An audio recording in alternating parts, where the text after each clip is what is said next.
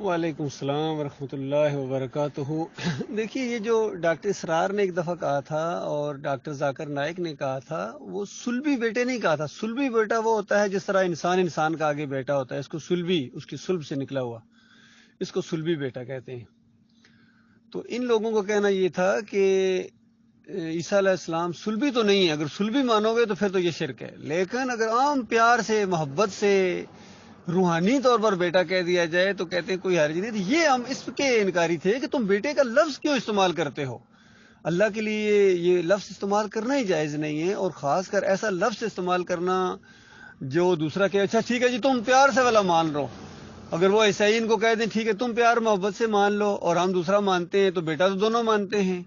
تو یہ انہوں نے جو ان کا خوش آمدانہ انداز اختیار کیا ہے ڈاکٹر ذاکر نائک نے اور ڈاکٹر اسرار احمد نے، یہ بہت ہی زیادہ خطرناک انداز ہے اور بالکل بے خوفی ہے اللہ تعالیٰ سے۔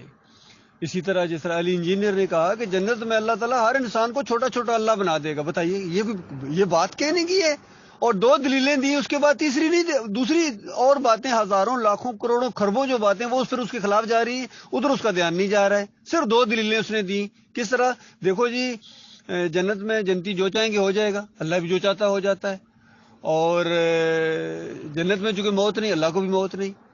وہ اللہ کے بندوں پہ جنت میں تو مومنوں کی بیویاں بھی ہوں گی، ان کے کیا نام ہے، کھانے پینے بھی ہوں گے، اور کتنی ایسی چیزیں ہوں گی جو اللہ کی نہیں ہے۔ اللہ پاک ہے ان چیزوں سے، تو اللہ کے ساتھ کیوں ملا ہے؟ چھوٹا اللہ کا کیا معاملہ؟ چھوٹے چھوٹے اللہ بنا دے گا؟ نہیں، جو کچھ انسان مانگے گا اللہ اس کو دے گا۔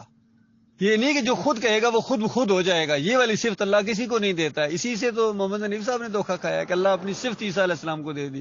اللہ اپنی صفت نہیں دیتا ہے، بلکہ اس کی صفات تو جنت میں اور وہ جہنم کے معاملے میں اور زیادہ سامنے آئیں گی۔ اس کی صفات، وہ کتنا قہار اور جبار ہے آگے پتہ چلے گا، وہ کتنا سخت گیر ہے یہ آگے پتہ چلے گا ان جہنمیوں کو۔ اسی طرح سارے جنتی اور سارے یعنی انسان اور سارے جن ایک ہی لمحے کے اندر جو چاہیں گے، جو مانگیں گے، وہ اللہ ان کو دے گا۔ اللہ کی یہ قدرت صفت سامنے آئے گی کہ اللہ کتنی قدرتوں والا ہے کہ ہر لمحے نہ نیند نہ اونگ، اور ہر لمحے ایک ہی لمحے کے اندر ساری انسانیت اور سارے جنات کی ہر خواہش کو وہ پوری کرے ایک ہی لمحے کے اندر، اور اسی ایک ہی لمحے کے اندر سب کے خیالات جاننا، سب کی۔ ہماری عقل میں یہ چیز نہیں آ سکتی، کیوں؟ یہ خدائی ہے، یہ الوہیت ہے۔ پر الوہیت ہم کیسے سمجھ سکتے ہیں بتائیے؟ ہماری سمجھ میں ہم نے صرف ایمان لانا ہے کہ مالک ہے، ایسا ہے۔ اور پھر حدیث میں آتا ہے جو مقام محمود کہا گیا نا، نبی علیہ السلام قیامت کے دن مقام محمود پر ہوں گے، یعنی وہ ایسا مقام جو حمد کیا گیا ہے، اور اس میں نبی علیہ السلام کے اوپر ایسی ایسی حمد اللہ القا کرے گا۔ سجدے میں گریں گے نبی علیہ السلام، اور ایسی حمد اللہ تعالیٰ ان کو بیان کرے گا جو ابھی کسی کو بتائی ہی نہیں۔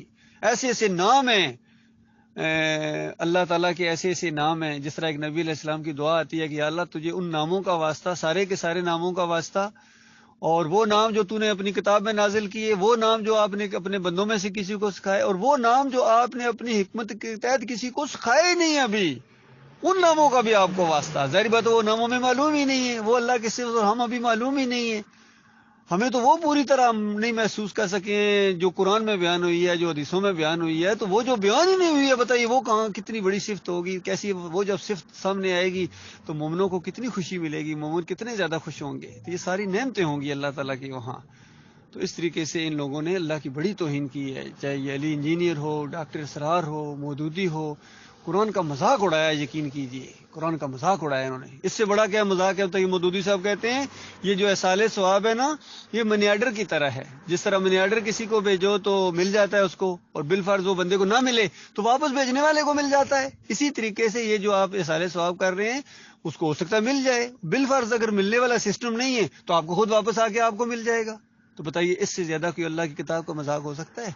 مذاق اڑایا، رسولوں کا مذاق اڑایا انہوں نے، اور صوفیوں نے تو حد کر دی ہے۔ عبد القادر جیلانی کے واقعات آپ پڑھیں، کہتے ہیں شریعت کا پابند نہ ہوتا تو بتا دیتا کیا کھا کے آئے ہو، کیا گھر میں چھوڑ کے آئے ہو، پوری طرح نقل اتاری اس معجزے کی جو عیسیٰ علیہ السلام کہا کرتے تھے کہ بالکل میں بتا دیتا ہوں، کہ وہ اللہ کے حکم تھے، وہ معجزہ تھا، اللہ بتاتا تھا ان کو، اپنے علم سے نہیں، اللہ ان کو بتاتا تھا وحی کے ذریعے کہ یہ بندہ یہ کھا کے آیا ہے اور یہ گھر میں یہ چھوڑ کے آیا ہے۔ تو اب یہ اصل میں معجزہ ہوتا تھا کہ ایک بندہ سوچے اگلا کہ بتاؤ یہ انسان تو نہیں بتا سکتا ہے، تو یہ جب انہوں نے بتائی ہے تو یہ اس کا مطلب ہے یہ اللہ کے پیغمبر ہیں، اللہ نے وحی کیا، یہ کہتے ہیں میرے اوپر وحی آتی ہے، تو یہ وحی ان کو بتائیے، یہی پیغمبر ہیں اللہ تعالیٰ کے، معجزے اس وجہ سے ہوتے ہیں، اللہ تعالیٰ اپنی یہ جو نشانیاں دکھاتا ہے یہ اس وجہ سے۔